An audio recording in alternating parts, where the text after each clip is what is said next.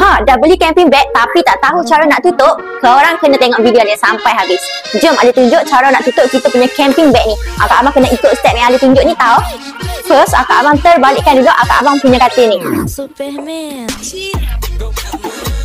So, tunggu apa lagi? Cabutlah dia punya kaki. Cabut semua kaki, okey? Lepas tu yang kedua Akak Abang kena buka dia punya tapak ni. First, Akak Abang kena tekan button dua-dua ni tau. Lepas tu tarik keluar dia punya ni. Dah siap. Lepas dah buka semua dia punya tapak, Akak Abang kena keluarkan dia punya pul dekat tepi ni tau.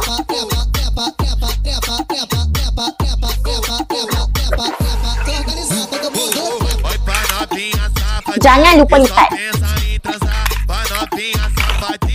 Lepas dah siap macam ni, lipat dia punya kain dan masukkan dalam dia punya beg. Jom kita tengok. Tada, dah siap. Nampak kecil kan?